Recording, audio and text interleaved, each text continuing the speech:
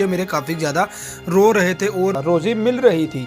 घर में सुकून था, बच्चे हंसते मुस्कुराते थे। यहाँ पर क्या कर सकता था भाईजान, मैं अपने हालातों से काफ़ी ज़्यादा मजबूर था।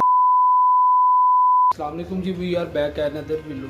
बड़ी अफसोस के साथ मैं ना अपनी ये वीडियो बना रहा हूँ। तो भाईजान अब फैसला ये हुआ है अपने बच्चों को और अपनी बेगम को उसकी अम्मी के घर छोड़ के आना पड़ना, क्योंकि यार कर्ज़ा बहुत ज़्यादा है तो मैं परेशान भी बहुत ज़्यादा। दुआ करें आप, अगर आपने मेरी से पहले वाली वीडियो नहीं देखी तो काइंडली वो देख लीजिएगा, उसका लिंक इस वीडियो के नीचे डिस्क्रिप्शन में मौजूद है। यार मैं ना आप लोगों के साथ कोई चीज़ नहीं छुपाता भाईजान, जो एक रियलिटी होती है ना मैं आप लोगों को सिर्फ और सिर्फ वही दिखाता हूँ। बड़े दुख के साथ मैं यकीन वाली वीडियो बना रहा हूँ।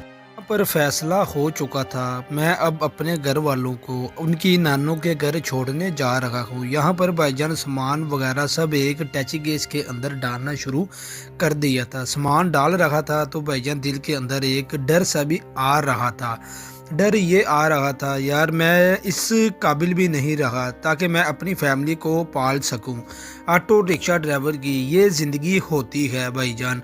अगर आप भी ऑटो रिक्शा चलाते हैं तो आप लोगों के साथ एक छोटी सी रिक्वेस्ट है, कभी भी किस्तों पर चीज़ ना लें, वरना आपके साथ भी ऐसा ही हाल होने वाला है जैसा मेरे साथ हो रहा है।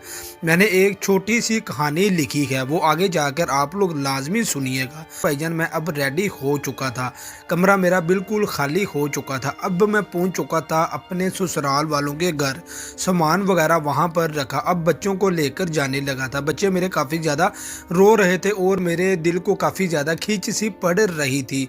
मैं यहाँ पर क्या कर सकता था भाईजान, मैं अपने हालातों से काफ़ी ज़्यादा मजबूर था। लेकिन जब मैंने ऑटो रिक्शा लिया तो दिल में उम्मीद जागी कि अब हालात बेहतर होंगे। मैंने सोचा था कि मेहनत करूंगा, अपनी बीवी और बच्चों के लिए एक अच्छा मुस्तकबिल बनाऊंगा। शुरू में सब कुछ ठीक चल रहा था, रोज़ी मिल रही थी, घर में सुकून था, बच्चे हंसते मुस्कुराते थे। लेकिन फिर किस्तों का बोझ बढ़ने लगा, हर महीने किस्त वक्त पर देना एक चैलेंज बन गया।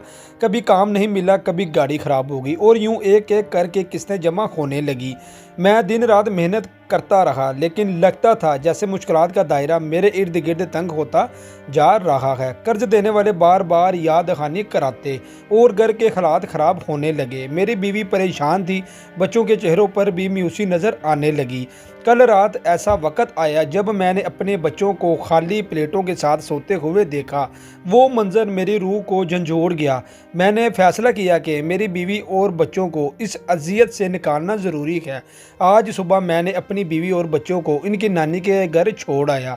जब मैं वापस आया तो रिक्शे पर बैठकर सोच रहा था कि कहाँ गलती हुई है, क्या मेरी मेहनत कम थी, क्या किस्मत मेरे ख़िलाफ़ है। लेकिन एक बात तय थी, मैं हार मानने वाला नहीं था। ये रिक्शा सिर्फ एक गाड़ी नहीं, मेरी उम्मीद है।